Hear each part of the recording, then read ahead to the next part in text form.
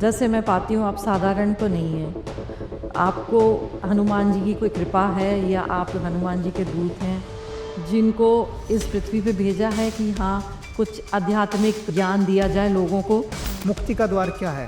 आप सब चीज़ों से कब मुक्त होंगे? जब आप अपनी अपेक्षाएं छोड़ देंगे, एक्सपेक्टेशंस छोड़ देंगे। जिस दिन हम ये चीज़ छोड़ देते हैं उस दिन मुक्ति ही मुक्ति है। आपने आशुतोष राणा जी का भी जिक्र किया। अब देखो, आशुतोष राणा जैसे जो व्यक्ति हैं वो वास्तव में अध्यात्म का काम कर रहे हैं और इतना सूक्ष्म और डीप काम जो किया जा रहा है उनके द्वारा वो बहुत अद्भुत है। उसको समझने के लिए भी बहुत उच्च चेतना चाहिए। उनकी बचपन से ये इच्छा थी, कुछ हनुमान जी से उन्होंने विनती की थी कि मैं ये कुछ करना चाहता हूँ। हनुमान जी ने उनको आशीर्वाद दिया। सिद्ध आश्रम बोला जाता है बड़े पहाड़ों पे जहाँ पर सिद्ध पुरुष बैठे हुए हैं और वहाँ सब प्रार्थनाएं चल रही हैं। क्या आप ऐसे तो नहीं है कि आप वहाँ से ही आए हैं? क्योंकि हनुमान जी का वास वहीं बताते हैं। ये साधारण व्यक्ति के लिए है ही। तो जैसे आपने पूछा कि हिमालय कैसा लगता है, तो मेरे बेटे ने भी मुझसे पूछा, तो मैंने कहा मैं कैसे बताऊं तुझे कैसा लगता है? कहता जैसा आपने अनुभव किया वो बताइए। मैंने कहा वो तो मेरा अनुभव है, मैंने दूध पिया और दूध बड़ा स्वादिष्ट है, तो उसका अनुभव मैं कैसे बता सकता। मैंने कहा तुम खुद हिमालय जाओ, अनुभव करो। और वो गया, उसने वहाँ अनुभव किया और उसने जो आके अनुभव बताया, उसने कहा वो एक ऐसी दुनिया है कि जहाँ पहुँचने के बाद युधिष्ठिर कहते हैं कुंती से कि माँ अब कलयुग आ गया। ये ध्यान से सुनने वाली बात है कि माँ कलयुग आ गया है। कुंती कहती है नहीं पुत्र, किसी भी स्थान पर, किसी भी राज्य में, किसी भी देश में कौन सा युग चल रहा है ये निर्भर वहाँ के राजा पर करता है। आप देखिए ना, एक व्यक्ति है वो 1 रुपए के लिए दूसरे को मार देता है, तो वो मारते हुए ये नहीं सोच रहा कि वो कर क्या रहा है। बिल्कुल। और ऐसे व्यक्ति जो चींटी को भी बचा कर चलते हैं कि कोई चींटी भी उनके पैर से ना मर जाए। हाँ। इतने संवेदनशील हैं। तो ये क्या अंतराल क्या है कि भीतर उसके कौन सा युग चल रहा है। तो हमें अपने भीतर की उन लेयर्स में जाना है। समय से आगे चलना या समय से पीछे चलना नॉर्मली टाइम ट्रैवलर्स करते हैं। आजकल तो ये बता रहे हैं कि अगर आप इसमें 400 साल पीछे चले जाएं कि आप रामायण को भी देख सकते हैं। लोगों के प्रमाण मेरे पास हैं, वीडियो मैसेजेस हैं, ऑडियो मैसेजेस हैं जो कहते हैं कि हम कई दिन तक वहीं ट्रैवल करते हैं। अच्छा। उस युग में जब भगवान सिर्फ आपकी वो पुस्तक पढ़कर।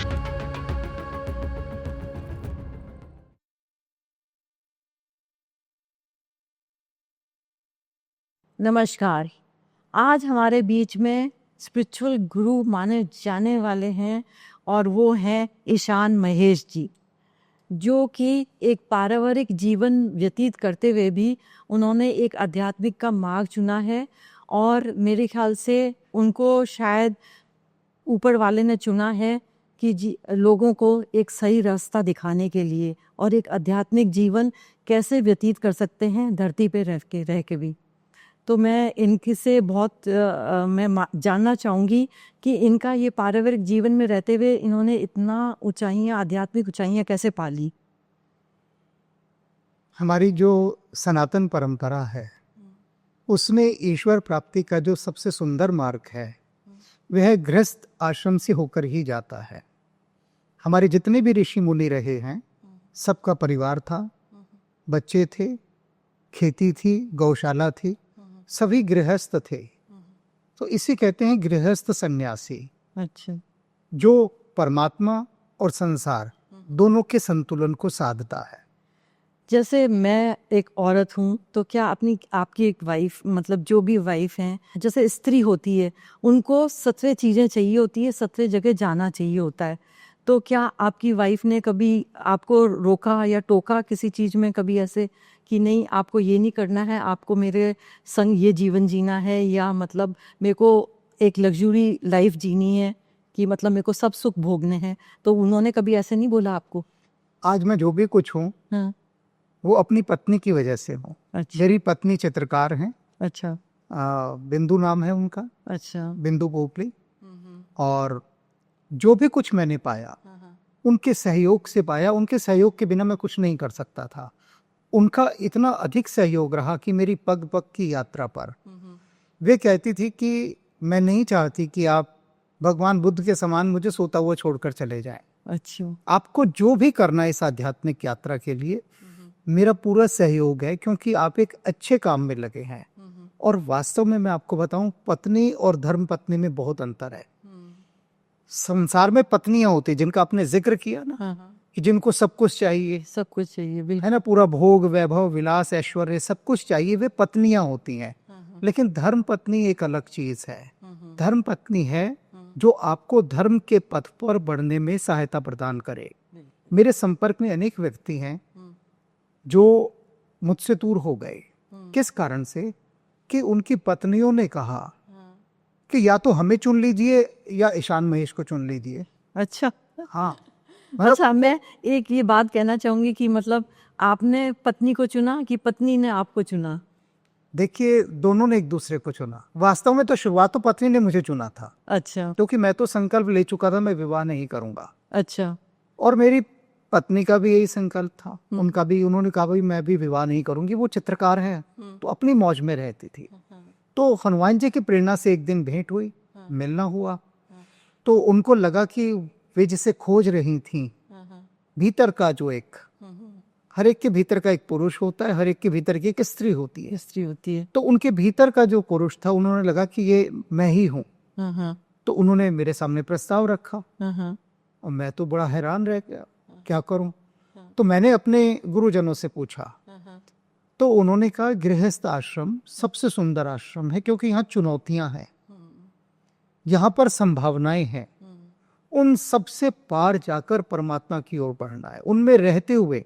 क्योंकि भगवान कृष्ण वे गृहस्थ थे, भगवान राम वे गृहस्थ थे, yes, रामकृष्ण परमहंस वे गृहस्थ थे, गुरु नानक देव जी वे गृहस्थ थे, कबीर साहब गृहस्थ थे।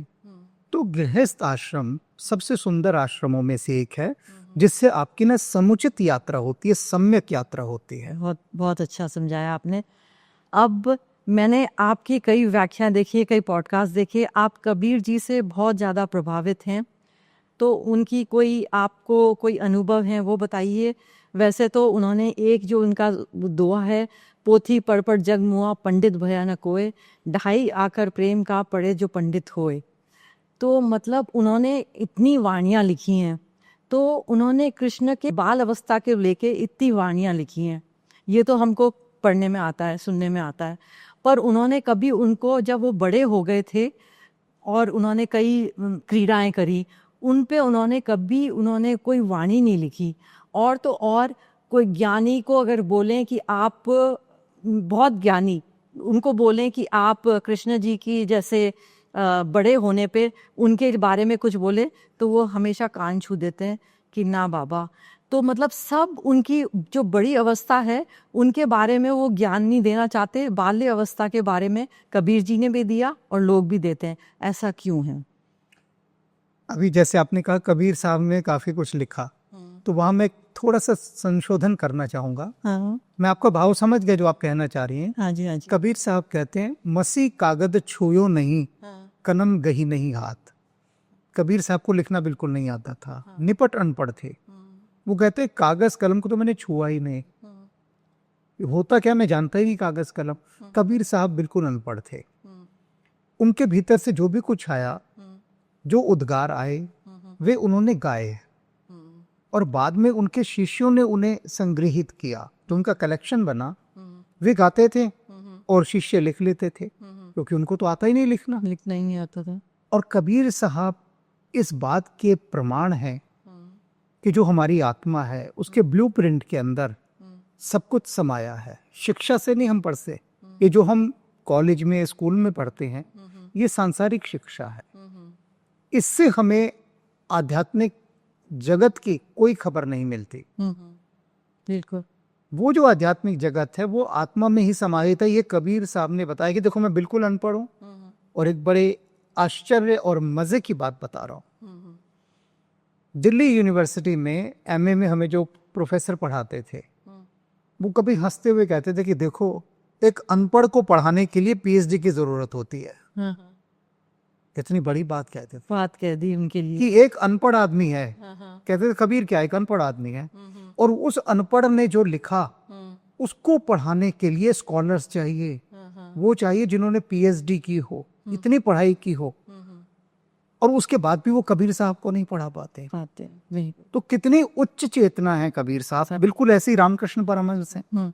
तो पर आपने ये नहीं बताया कि उन्होंने बाल सिर्फ जब गाया तो उन्होंने सिर्फ उनकी बाल अवस्था के वाणियाँ गाई हैं, बाकी उन्होंने जब बड़े हो गए तो उनकी क्यों नहीं गाई, मतलब और लोग ऐसे क्यों नहीं, मतलब ऐसे, मतलब कुछ तो कारण हुआ नहीं, होगा। कबीर साहब ने निर्गुण के गुण गाए हैं। जब आप आगे की रचनाएं देखें तो उनके सारे निर्गुण के गुण हैं, यानी वह ईश्वर जो निराकार है, सर्वत्र है, तो निर्गुण परंपरा के है कबीर। जैसे तुलसीदास हैं, सूरदास हैं, ये सगुण परंपरा के हैं, वे निर्गुण परंपरा के हैं। तो उनके निर्गुण के राम हैं जो निर्गुण के गुण गाते हैं। उनकी उलटबासी है, रहस्यवाणी है कबीर साहब की। कबीर साहब की जितनी रचनाएं हैं वे बहुत रहस्यदर्शी रचनाएं हैं, मतलब बहुत सीक्रेट्स हैं उनके अंदर, बहुत डीप कोडिंग है उसके अंदर।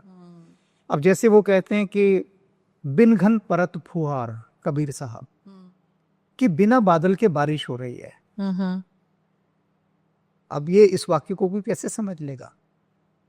वो कहते बारिश हो रही है खूब झमाझम, लेकिन आकाश में बादल नहीं है। बिन घन परत फुहार, कंबल बरसे भीजे पानी। तो ये उलटबासी कबीर की। कबीर साहब ने रहस्यवादी रचनाएं बहुत लिखी, और इसीलिए उन रहस्यों का उद्घाटन करने की क्षमता केवल दुर्लभ व्यक्तियों में है, विरले लोगों में। बिल्कुल। महर्षि रमाना जी थे, तो उन्होंने मतलब ऐसे कि वो भी मेरे ख्याल से कॉलेज ही नहीं गए थे, न उन्होंने पढ़ाई करी थी, और उन्होंने मेरे ख्याल से कुछ 30-40 प्रश्नों के उत्तर दिए थे और उन्होंने उत्तर ही नहीं दिए थे। तो उन्होंने उनसे किसी ने, स्कॉलर ने पूछा कि धरती पे मुक्ति का मार्ग कब मिलता है? धरती पे मुक्ति का मार्ग, हम तो सब ऊपर जाने की, मोक्ष की सोचते हैं, पर धरती पे रह के मुक्ति का मार्ग कब मिलता है? आप इसके बारे में मेरे को बताइए। हाँ, देखिए, मुक्ति वास्तव में है क्या, पहले तो इसको समझना होगा। हम सभी कहते हैं ना मुक्ति का मार्ग चाहिए, लोग कहते हैं मोक्ष चाहिए। मोक्ष से ही मुक्ति बना है, मोक्ष मूल शब्द है, सभी को मुक्ति चाहिए। अब इसके लिए रामधारी सिंह दिनकर हमारे कवि हुए, उन्होंने इस सूत्र को बताया है कि जगत में जलती देख पंचाग्नि, निकल भागता योगी। संसार में ये जो आग लगी हुई है पंचाग्नि, ये संसार क्या है? अग्निपथ हो, आग का रास्ता है, आग लगी हुई है। तो जगत में जलती देख पंचाग्नि, निकल भागता योगी, धुनी बनाकर उसे तापता अनासक्त रस भोगी। अभी जो अनासक्त रस भोगी जब हम हो जाते हैं, मुक्ति का द्वार क्या है? आप सब चीजों से कब मुक्त होंगे? जब आप अपनी अपेक्षाएं छोड़ देंगे, एक्सपेक्टेशंस छोड़ देंगे। जिस दिन हम ये चीज छोड़ देते हैं, जिस दिन, उस दिन मुक्ति ही मुक्ति है। इसके लिए बात कही गई है, चाह गई चिंता मिटी, मनवा बेपरवाह, बिल्कुल, जिनको कछु न चाहिए सो साहन के साह। जिन्हें कुछ नहीं चाहिए वो राजाओं के राजा हैं। तो वास्तव में मुक्ति क्या है? कि हमें कुछ भी नहीं चाहिए।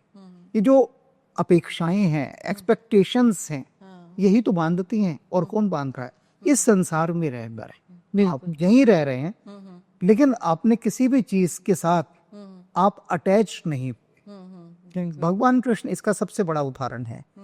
उनसे बड़ा योगी कोई नहीं और उनसे बड़ा भोगी कोई नहीं। दोनों एक ही समानांतर, जैसे रेल की दो पटरियां चलते हैं, लेकिन किसी से भी वे जुड़े हुए नहीं हैं। जिस प्रकार से पानी पर आप एक तेल की बूंद गिरा दीजिए तो वो पानी में घुलेगी नहीं, उसी तरह से अपना जीवन व्यतीत करिए आप। जैसे कमल कीचड़ में से निकलेगा, लेकिन कीचड़ इतना सा नहीं छुएगा उसे। तो इस संसार में रहते हुए, अभी जैसे आपने कहा, बहुत सारे अपेक्षाएं स्त्रियां करती हैं पति से कि ये चाहिए वो चाहिए। केवल स्त्रियों की बात नहीं है, पुरुष भी बहुत सारी एक दौड़ में, धन की दौड़ में भाग रहा है। बिल्कुल। और ऐसे दौड़ में भाग रहा है कि उस दौड़ में भागते भागते वो कब इतना हाफ कर गिर जाता है उसे पता ही नहीं चलता। उसे चाहिए कितना सवाल है। इस जगह कोई ठहरता नहीं। ये जो सोच है, ये चिंतन जो है कि हमें कहाँ ठहरना है, ये हमें मुक्ति देता है। वहां से हमारी मुक्ति आरंभ होती है कि हम अपने साथ बैठना शुरू करें। व्यक्ति के पास अपने लिए ही समय नहीं है। कितनी बड़ी वो बात। बिल्कुल। ये आपने कई जगह जिक्र किया अबाउट शंभाला, कोई ने श्रृंगीला बोला। मैंने अभी मतलब काफ़ी चीज़ पढ़ी तो उसमें आया कि ये सिद्धाश्रम बोला जाता है, कि एक ये बड़े पहाड़ों पे या कोई यूनिवर्स की लहरों पे लेयर्स हैं, उसमें एक ये सिटी है सिद्धाश्रम, जहाँ पर सिद्ध पुरुष बैठे हुए हैं और वहाँ मतलब सब प्रार्थनाएं चल रही हैं, सब ये एक ऑब्जर्वेटरी जैसी लेबोरेटरी है वहाँ पर, तो उसमें सब वो चिंतन मनन चल रहा है और वहाँ योगी तैयार किए जाते हैं और उन योगी को धरती पे भेजा जाता है जगह जगह कि आप उनका उत्थान करें। तो क्या आप ऐसे तो नहीं है कि आप वहाँ से आ चुके हैं, वहाँ से ही आए हैं? क्योंकि हनुमान जी का वास वहीं बताते हैं। एक शब्द है स्पेस, आपने सुना, वो बड़ा कॉमन सा शब्द है, हाँ। लेकिन उस स्पेस के बहुत सारे अर्थ होते हैं। एक तो वही जहाँ स्पेस में लोग जाते हैं, अंतरिक्ष में। हाँ। समस्या क्या हो गई है कि ये जो समाज में लोग रह रहे हैं जितने भी सरफेस पर, वो सब जी तो रहे हैं सरफेस पर, ऊपरी लेवल पर, मतलब ये जो सरफेस है यहाँ का, और वो बात करते हैं स्पेस की, अंतरिक्ष की। अंतरिक्ष की, बिल्कुल। अब अंतरिक्ष के अंदर कैसे काम होता है, कैसे जाया जाता है, उसकी कौन लोग बात कर रहे हैं जो धरती के ऊपर अभी विषय वासनाओं में ही उलझे हुए हैं। तो ये जिन स्थानों की लोग बात करते हैं, श्रृंगेरीला, संभाला, श्रद्धाश्रम, ये सारी चीजें, ये साधारण व्यक्ति के लिए है ही नहीं, बिल्कुल भी नहीं है। बिल्कुल। अब जैसे कोई कहे कि अरे मुझे अंतरिक्ष में जाना है, मैं कैसे जा सकता हूँ? मैंने सुना है कि अंतरिक्ष में लोग जाते हैं, वहां से धरती बहुत नीली दिखाई देती है, ऐसा होता है। अब उसके पास ये इंफॉर्मेशन है, इंफॉर्मेशन और एक्सपीरियंस दोनों जो अलग अलग चीजें हैं। बिल्कुल। अब बताइए, क्या अंतरिक्ष में कोई व्यक्ति जा सकता है साधारण? बिल्कुल नहीं। कुछ चुने हुए लोग ही अंतरिक्ष में जाते हैं ना, और जो अंतरिक्ष स्टेशन पर काम कर रहे हैं, वहां से वो धरती की सुंदरता देखते हैं। अब सामान्य आदमी की समस्या क्या है? वो वहां पहुंचना चाहता है, वो बनना चाहता है कबीर, सामान्य व्यक्ति विवेकानंद बनना चाहता है, रामकृष्ण परमहंस बनना चाहता है, राम बनना चाहता है, कृष्ण बनना चाहता है, लेकिन कार्य उसके, सोच उसकी, चिंतन उसका एकदम डाउनफॉल जैसे, एकदम डाउन। अब वो इन अज्ञात जगत को देखने की बात करता है। इसको मैं बुद्धि की खुजलाहट कहता हूँ सर। अच्छा। कि बस दिमाग है, दिमाग चलाना है, सोचना है, बातें करनी है, डिस्कशन करना है, लेकिन उस जगह जाने के लिए बहुत उच्च कोटि का साधक होना पड़ता है। बिल्कुल। जब वो साधक इतना अधिक परिपक्व हो जाता है कि उसकी साधना सिद्ध हो जाती है, फिर उसे सिद्ध कहते हैं। पहले तो साधक होता है, साधक के बाद वो सिद्ध बनता है, और सिद्ध बनने के बाद फिर वो इन लोगों की यात्रा करता है। अब जैसे आपने कहा कि आप भी उस जगह से होकर आए होंगे, अब सवाल ये कि अगर मैं होकर आया हूं तो मुझे बताने की आवश्यकता क्या है? मैं किसके लिए बताऊं? उन दर्शकों के लिए बताऊं कि जिनको वहां की कोई समझ नहीं है, और मैं बता भी दूंगा तो वो समझेंगे क्या? बिल्कुल। क्योंकि वहां जो है वो बियॉन्ड का जगत है, बाहर का जगत, और बियॉन्ड के जगत में सूक्ष्म शरीर से ही जाया जा सकता है, इस बॉडी से नहीं जा सकते आप। अब जब वहां की ट्रैवलिंग करेंगे, और लोग वो पूछने वाले कौन है? जिनको इस जगत की इतनी सी भी नॉलेज नहीं है। बिल्कुल। अब कोई यूं सोचिए, समझिए कि कोई कहे भी ये न्यूक्लियर पावर है, इसको एक्सप्लेन करो, बताओ। तो जो वैज्ञानिक हैं इस न्यूक्लियर पावर के, वही जानते हैं ना इसका सत्य, या इसका सीक्रेट, या इसकी गोपनीयता। तो जन सामान्य के लिए तो उजागर नहीं हो सकती। समस्या योगे वो अपनी चेतना के विकास पर समय नहीं लगाएंगे, वो उन बातों पर समय लगाएंगे कि जिनसे उनका कोई लेना देना नहीं, कोई संबंध नहीं। आप जैसे मैं पाती हूँ, आप साधारण तो नहीं है, आपको हनुमान जी की कोई कृपा है, या आप हनुमान जी के दूत हैं जिनको इस पृथ्वी पे भेजा है कि हाँ कुछ आध्यात्मिक ज्ञान दिया जाए लोगों को, कि कुछ सद्बुद्धि आ जाए उनको। वैसे ही आपने कई जगह आपने आशुतोष राणा जी का भी जिक्र किया कि उन्होंने हमारे राम करके उन्होंने कविता की है, क्योंकि उनको भी वो हनुमान जी के जो है, उन्होंने उनको ये काम, मेरे गुरु भाई हैं। हाँ, गुरु भाई हैं, उनको काज दिया है।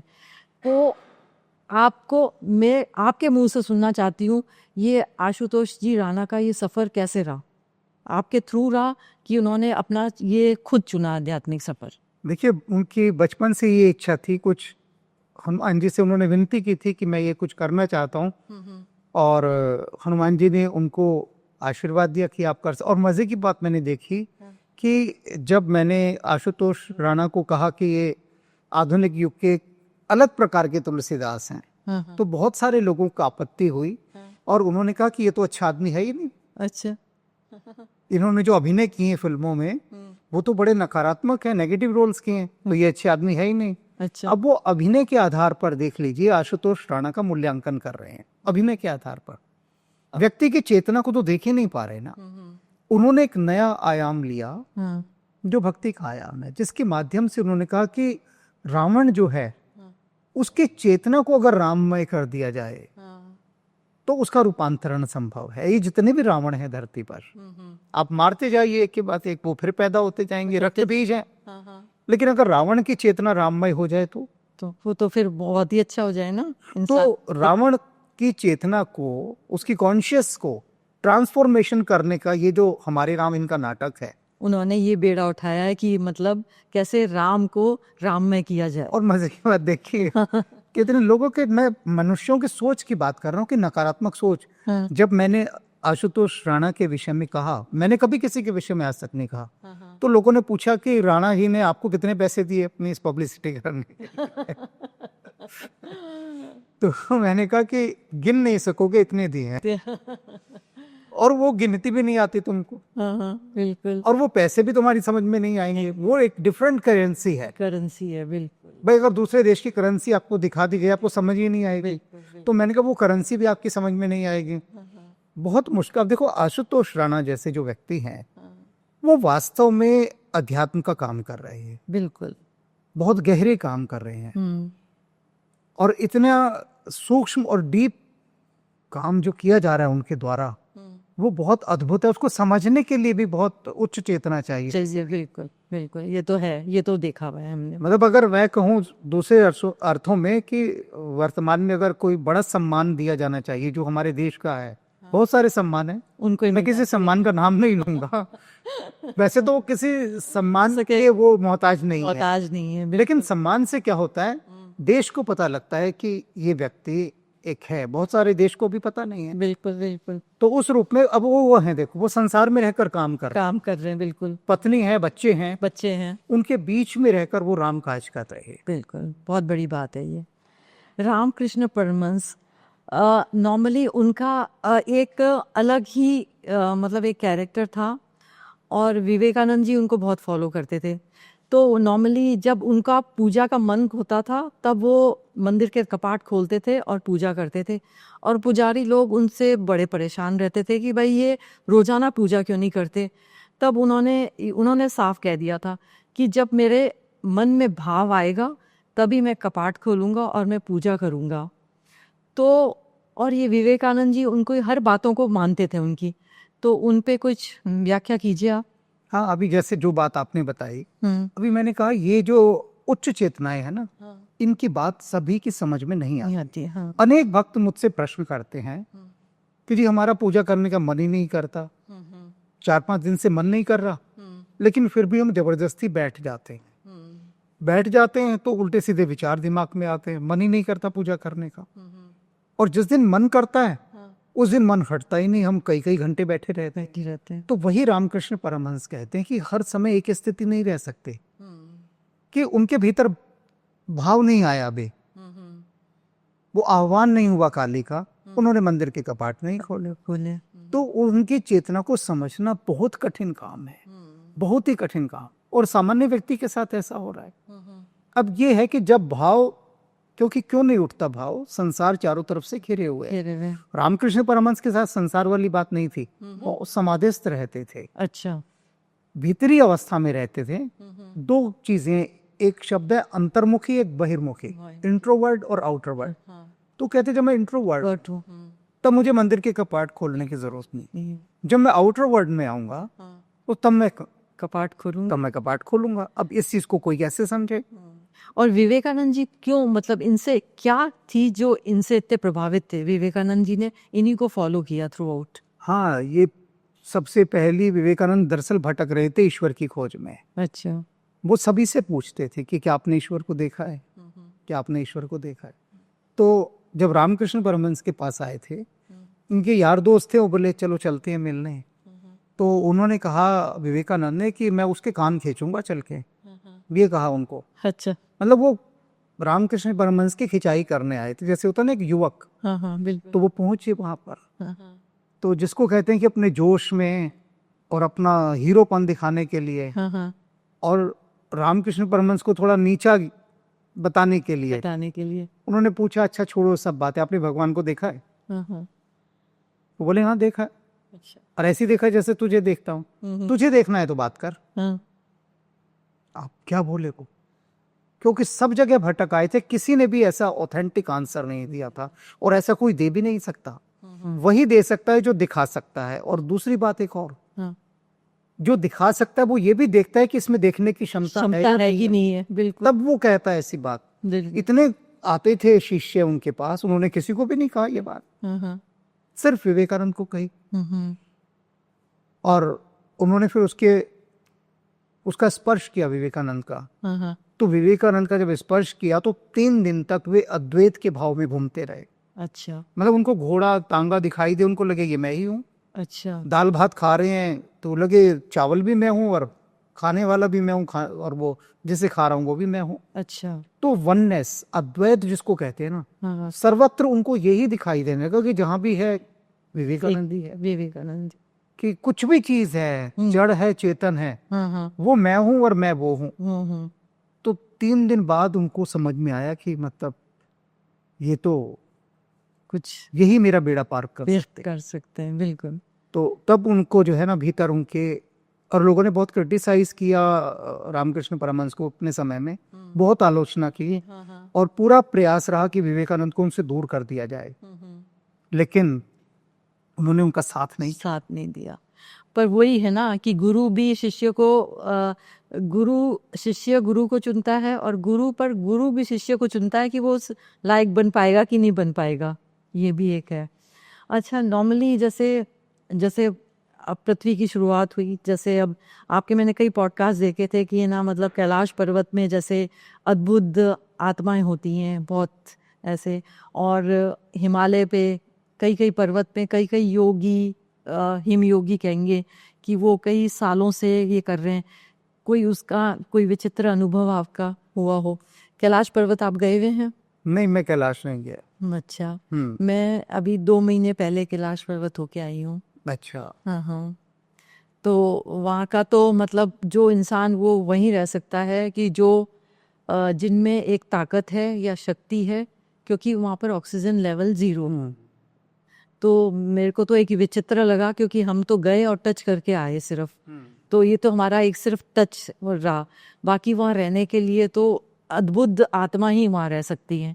तो क्या कुछ आपका मतलब आपने कुछ सुना हो या कोई विचित्र अनुभव है वहाँ का, कि जैसे आपने मतलब बताया कि कई लोग गए हैं हिमालय में आपके जानने वाले पाठ करने या तो पथ हैं जाने के। देखिए, हाँ अभी जैसे कि ये सर्वसिद्ध है कि वहां पर शरीर के साथ सरवाइव करना, पनपना बहुत मुश्किल है। बिल्कुल मुश्किल है। तो ट्रैवलिंग के मोड होते हैं, ट्रैवलिंग मोड्स। अंतरिक्ष में जैसे जाते हैं, वो अंतरिक्ष का एक सूट पहनकर जाते हैं, उसके बिना वो सरवाइव नहीं कर सकते। पानी के अंदर अगर कोई डाई मारते हैं, जो गोताखोर जाते हैं, वो स्विमिंग कॉस्ट्यूम और वो ऑक्सीजन वगैरह लगा के जाते हैं।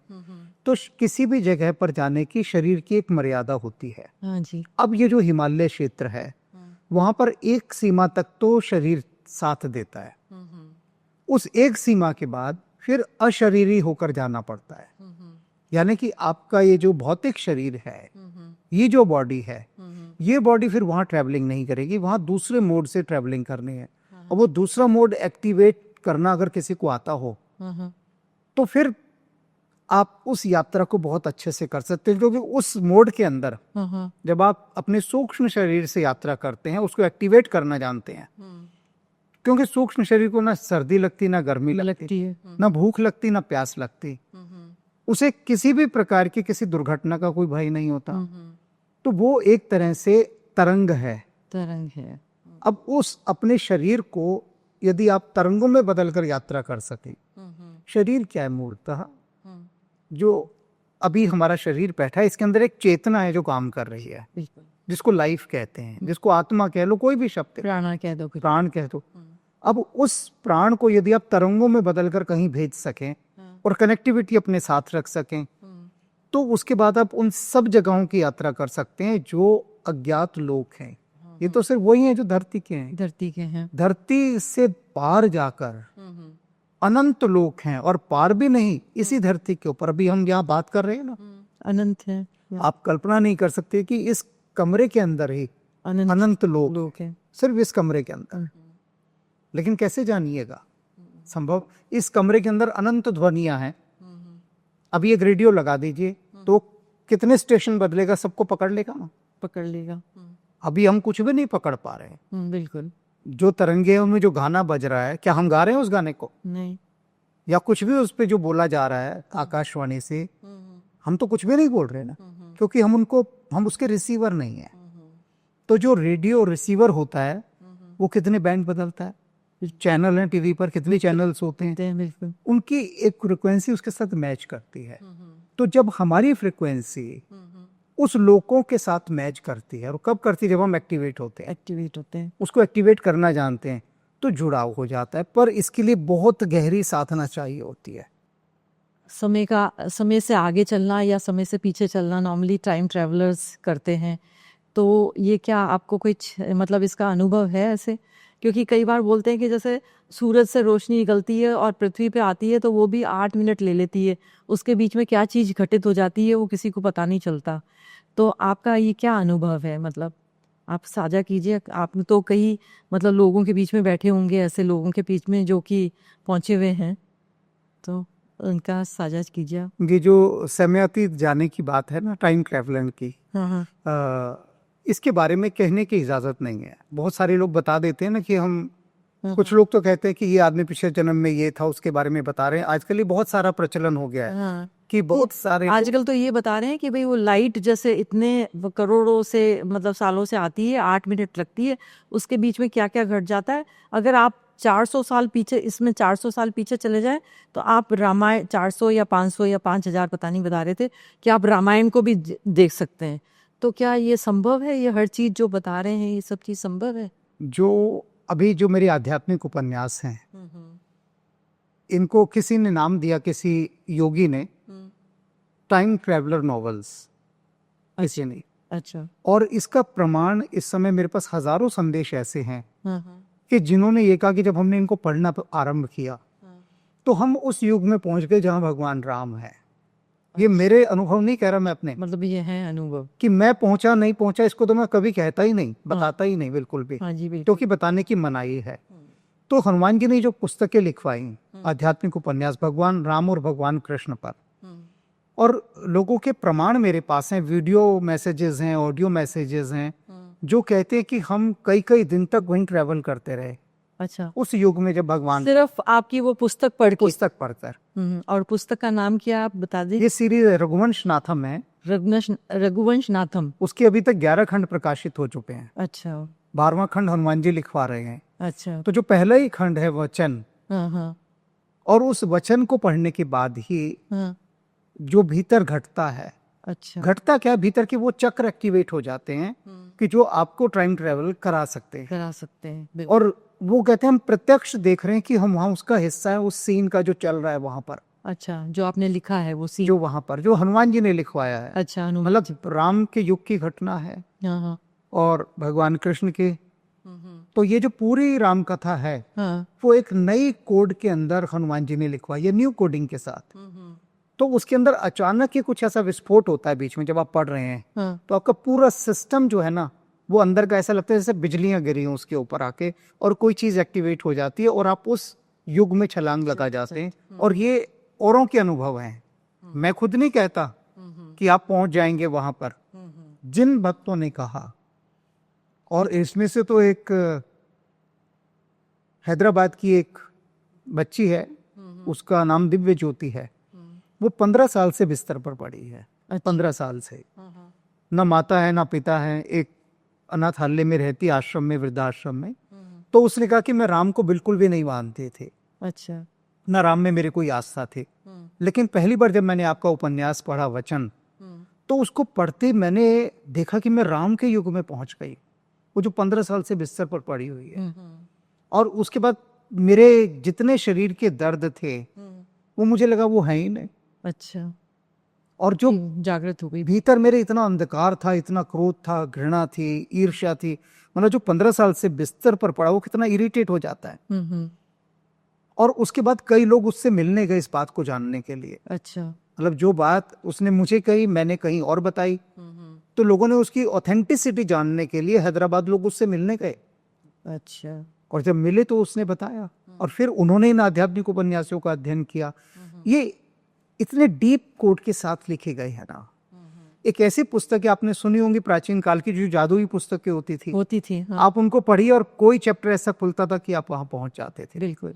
तो ये बस मैंने हनुमान जी की कृपा से आपको बहुत मतलब हनुमान जी का पूरा है, उन्हीं की कृपा से काम काज कर रहे हैं आप। उन्होंने एक नए ढंग से इसको ना नए ढंग से लिखवाया है। कि आपने एक जगह ये भी जिक्र किया था कि आपके बेटे आप फ्रेंच किसी साइंटिस्ट के संग आपने फ्रांस के वैज्ञानिक हैं मिलोवन स्टेनको, हाँ। जो पिछले 32 वर्षों से लगातार हिमालय में साधना करने आते हैं। तो जैसे आपने पूछा कि हिमालय कैसा लगता है, तो मेरे बेटे ने भी मुझसे पूछा। हाँ। तो मैंने कहा मैं कैसे बताऊं तुझे कैसा लगता है, हाँ। मुझे समझ नहीं आ रहा। कहता जैसा आपने अनुभव किया वो बताइए। मैंने कहा वो तो मेरा अनुभव है ना। अब अगर मैंने दूध पिया और दूध बड़ा स्वादिष्ट है, तो उसका अनुभव मैं कैसे बता सकता हूँ। इसको हमारे साहित्य में कहते हैं गुड़ गूंगे की गति। किसी गूंगे आदमी को गुड़ खिला दो और कहो जरा इसका स्वाद बता कैसा है, कैसे बताएगा? बताएगा नहीं, बता ही नहीं सकता। बिल्कुल। तो उसके लिए तो खुद गुड़ खाना पड़ेगा ना। मैंने कहा तुम खुद हिमालय जाओ, अनुभव करो। तो क्या वो इतने, क्योंकि हिमालय में जो जैसे मैंने बताया ऑक्सीजन की कमी, तो क्या आपके बेटे इतने आध्यात्मिक, जैसे आपके जैसे इतने आध्यात्मिक हो चुके हैं कि वो सूक्ष्म जगत का मतलब जा सकते हैं उसमें? ये हनुमान जी की कृपा है उस पर भी। अच्छा। तो वो उसकी नौकरी मुंबई में तभी लगी थी। अच्छा। तो उसने कंपनी से कहा कि मुझे हिमालय जाना है, अभी लगी है नौकरी। अच्छा। और मुझे 1 महीने के लिए जाना है। हाँ। और अब ये आपको सोचना है कि मैं रिजाइन करके जाऊं या छुट्टी लेकर जाऊं। हाँ। 2 लाइन बोली उसमें कि मुझे हिमालय जाना है। वो एक गीत सुना होगा ना आपने, तेरी 2 टके आंधी नौकरी मेरा लखा दा सावन जाए। बिल्कुल। तो उसने कहा नौकरी की मुझे परवाह नहीं है, पर ये जो हिमालय जाने का अवसर है तब आपको सोचना है। तो कंपनी ने कहा हम छुट्टी देते हैं। अभी 1 महीना हुआ लगे हुए। अच्छा। मुश्किल से और छुट्टी मिल गई। 1 महीने की छुट्टी। नहीं तो उसने कहा मैं रिजाइन दे दूंगा। सोचना आपको आगे। तो वो गया, उसने वहां अनुभव किया, और उसने जो आके अनुभव बताया वो मैंने पहले भी एक जगह कहीं बताया। उसने कहा वो एक ऐसी दुनिया है कि जहां पहुंचने के बाद आपको जो मुक्ति, जिसको आपने भी कहा कि व्यक्ति वहां मुक्त हो जाता है, व्यक्ति वहां पर ना कोई चिंता होती, ना कोई भविष्य का आयोजन होता, ना भूतकाल का कोई भय होता। वो एक ऐसा जगह है जहां पर पूरा आकाश, पूरा अंतरिक्ष आपके ऊपर आकर गिरता है। और जब पूरा अंतरिक्ष गिर रहा हो ऊपर उस जगह पर, अभी शहरों के अंदर अंतरिक्ष नहीं गिरता, यहाँ तो आकाश ही नहीं देखना को मिलता। और फिर वहां पर वो जो अनंत काल से जो ऋषि मुनि वहां तपस्या कर रहे हैं, साधना कर रहे हैं, वो देखते हैं कौन यहाँ किस उद्देश्य से आए। सबसे बड़ी बात ये है। अच्छा। हिमालय कोई टूरिस्ट बनकर चला जाए, कोई उसको आज तो बस वही टूरिस्ट बन के जा रहे हैं सब हम लोग। तो फैशनेबल टूरिस्ट बनकर आप जाइए वहां, कुछ भी नहीं होगा। बिल्कुल। हिमालय आपको दिखेगा तक नहीं। बिल्कुल नहीं। लेकिन अगर आप प्यासे बनकर जा रहे हैं, श्रद्धा से भरकर जा रहे हैं, तो क्या हुआ, आप रिसेप्टिव हो गए। बिल्कुल। अगर आप रिसेप्टिविटी के साथ जा रहे हैं, ग्राहकता के साथ जा रहे हैं, तो हिमालय अपने द्वार आपके लिए खोल देगा। सीधी सी बात। तो वो ऋषि मुनि अगर परख लेते हैं इंसान को कि भाई ये उद्देश्य से आया है, तो फिर वो क्या उनको बोलते हैं? वो फिर कुछ दिव्य दर्शन कराते हैं। अच्छा। और वो उसी को कराते हैं जो उसके लिए सुपात्र होता है। अच्छा। किसी और को नहीं होगा। अच्छा। अब आप छोटी सी बात देखिए, महाभारत का युद्ध है, अर्जुन को भगवान कृष्ण का विराट रूप दिखाई दे रहा है, इतने लोग खड़े हैं, सिर्फ उसी को क्यों दिखाई दे रहा है? और किसी को तो दिखाई नहीं दे रहा। बिल्कुल। अर्जुन को ही दिखाई दे रहा है। भीष्म भी हैं, सब द्रोणाचार्य भी हैं, एक से बढ़कर युधिष्ठिर हैं। वे कौन युधिष्ठिर जिनके चरणों में भगवान कृष्ण अपना मस्तक रखते थे? बिल्कुल। वो है। उन तक को तो दिखाई नहीं दे रहा, लेकिन अर्जुन को दिखाई दे रहा है। पात्रता, पात्रता सबसे बड़ी चीज बड़ी चीज है, बिल्कुल। कि अपने आप को आपने क्या सुपात्र बना लिया, और सुपात्र बना लिया तो पूरा अस्तित्व आपके लिए द्वार खोलता चलता है, अन्यथा कुछ नहीं है, सब बंद है, बंद है। सारे द्वार बंद है। तो जो वहाँ पर योगी हैं वो हैं, उन्होंने तो एक दिव्य मतलब आत्मा बन के रहते हैं वहाँ पर ये लोग सब। हमारी जो कॉन्शियस है ना, हाँ उसके विकास के इतने स्टेप्स हैं, हाँ हाँ, इतने चरण हैं, चरण है, बिल्कुल। अनंत चरण हैं। उन अनंत चरणों को हमें पार करने के लिए अनंत अनंत ऋषि मुनियों का आशीर्वाद चाहिए होता है, चाहिए। अज्ञात देवी देवताओं का चाहिए होता है, और न केवल देवी देवताओं का, आसुरी शक्तियों का भी चाहिए होता है। पर क्या ये मतलब एक जन्म में पा सकते हैं कि कई जन्म लेने पड़ते? इसका जन्म से कोई संबंध नहीं है, नहीं। इसका संबंध है हमारी तीव्रता से, हमारी प्यास से, अच्छा, कि हमारे अंदर कितनी गहरी प्यास है। प्यास है। अगर प्यास बहुत गहरी हो तो कबीर साहब के शब्दों में ही कहें तो कबीर साहब कहते हैं ना कि मोको कहाँ ढूंढे रे बंदे, मैं तो तेरे पास में, ना मैं मस्जिद ना मैं देवल ना काबे कैलाश में, ना मैं कोनो क्रिया कर्म में, ना मैं जोग बैराग में, खोजी होई तो तुरंत ही मिली वो पल भर की तलाश में। वो कहते हैं अगर तुम खोजने वाले बनते हो, खोजी हुई तो तुरंत ही मिली वो, मैं अभी मिल जाऊंगा पल भर की तलाश। बिल्कुल, हमारी प्यास कितनी है, प्यास सबसे बड़ी बात तो है। बिल्कुल, बहुत अच्छी बात कही आपने तो। अच्छा, ये नॉर्मली ऐसा देखा गया, अब किसी ने इसमें बोला है, हो सकता है कि ये आशुतोष राणा जी के ही शब्द हों, सतयुग में जैसे मतलब उनका शब्द है या किसी का शब्द है, तो उन्होंने बोला कि सतयुग में देव आत्माएं बहुत ज़्यादा थीं और इतने असुर लोग नहीं थे। उसके बाद आया त्रेता युग।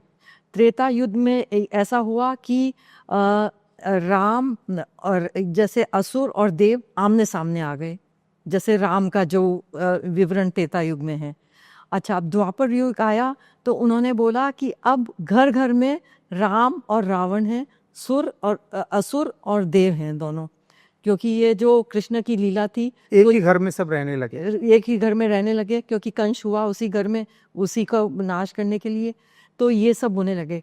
अब कहते हैं कि अब ये आया है कलयुग, जहाँ पर जो देव है और असुर है या जो भी रावण है वो इंसान के अंदर ही है।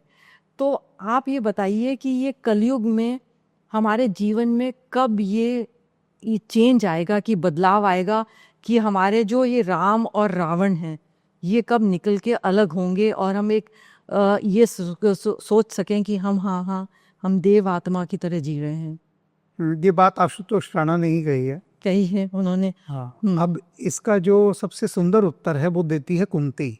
अच्छा। प्रातः वंदनीय नारियों में कुंती का स्थान बहुत ऊंचा है। युधिष्ठिर कहते हैं कुंती से कि माँ अब कलयुग आ गया है।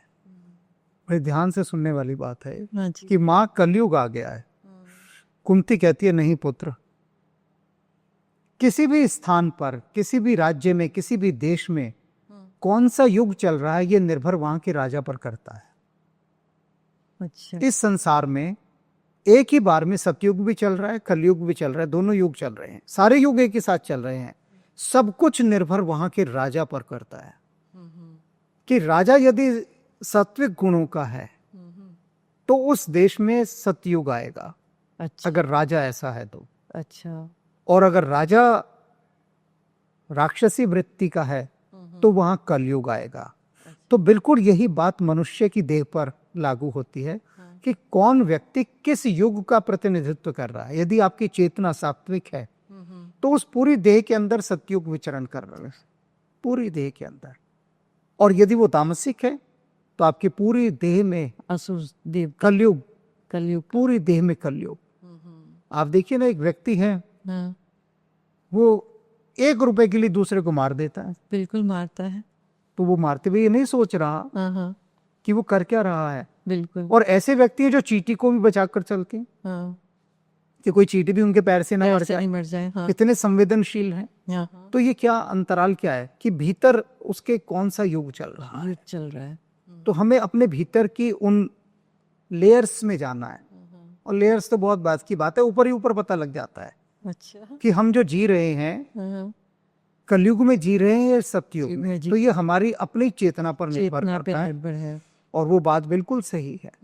किसी के अंदर दोनों जी रहे होते हैं, हाँ, रावण भी और राम भी, और किसी में केवल राम जी रहे होते हैं, किसी में केवल रावण जी रहे हैं। होते हैं। तो उसको हमें खुद देखना है। खुद को ही- अगर बदलाव लाना है तो खुद को ही लाना है, भले ही आप कलयुग में रहो या सतयुग में रहो। और खुद बदलाव नहीं आ सकता, मैं बताऊं। हाँ, खुद ये लोग जो कहते हैं ना, हाँ, देखो कई शब्द ऐसे हो गए वाक्य कि वो वो लोग सुन रहे हैं और सुन के बड़े आनंदित होते हैं। हाँ जी हम बिल्कुल। कहते हैं कि खुद बदलाव लाना है, कभी खुद बदलाव नहीं आ सकता, हाँ, हाँ, कभी भी नहीं आ सकता खुद अपने आप बदलाव।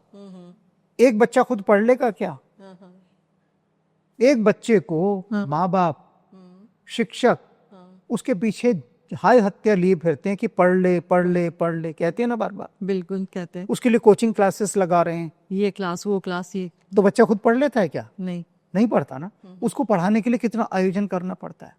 सर्कस में जो एक शेर नाच रहा है, हाँ, हाँ, हाथी रिक्शा चला रहा है, बंदर ढोलक बजा रहा है सर्कस में, हाँ, हाँ। क्या अपने आप करना सीख गया वो? नहीं। उसको ट्रेनिंग दी गई, प्रशिक्षण दिया गया। ये अपने आप कुछ नहीं होता कि आदमी खुद रियलाइज करे। जब तक गुरु का डंडा नहीं बरसता ना, बिल्कुल। तब तक गति नहीं होती। और ऐसे गुरु से लोग सब बचते हैं जो कठोर होता है। और समाज में आप जैसे लोग चाहिए। अब मेरे को ये बताइए कि हमारे देश का जो हमारे अभी प्रधानमंत्री हैं, तो वो राजा हुए, तो हमारे देश का राजा कैसे हो?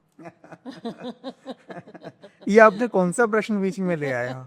नहीं, आपने जब ये राजा की बात कही ना, कि जो जो होता है, जो भी है, कलयुग है सतयुग है, ये राजा से डिसाइड होता है। तो अब ये बताइए कि हमारे जो भारत देश का राजा है, वो हमको किस तरह ले जा रहा है, किस तरफ ले जा उसके रहा लिए मैं सिर्फ गीत की एक पंक्ति बोलूंगा, है? हाँ जी बोलिए। ज्यादा मैं कुछ नहीं बोलूंगा। हाँ जी बिल्कुल। नहीं, पॉलिटिकल हमको जाना ही नहीं है, हमको तो सिर्फ राजा की बात करनी। आपने नरेंद्र मोदी की बात की, वो अपने को राजा मानते ही नहीं है पहली बात। हाँ, पहली बात। वो तो सेवक हैं। हाँ बिल्कुल। वो तो कहते हैं मैं तो सेवक हूँ, कहते नहीं है भी। हाँ, हाँ बिल्कुल। तो नरेंद्र मोदी जी के लिए जो ये बात है कि राजा वाली बात, राजा वाला कहीं कुछ नहीं है था, तो उनके लिए अगर आप बहुत कह रही हैं तो मैं एक ही गीत की दो पंक्तियों में कह सकता हूँ, थोड़ा सा उसको संशोधित करके, मॉडिफाई करके, हाँ, कि तेरे हुनर की मैं क्या तारीफ करूं, कुछ कहते हुए भी डरता हूं, कहीं भूल से तू ना समझ बैठे कि मैं तुझसे मोहब्बत करता। सो जो देखने वाले सब समझ गए होंगे। बिल्कुल। आपका बहुत बहुत धन्यवाद आने का। Thank you.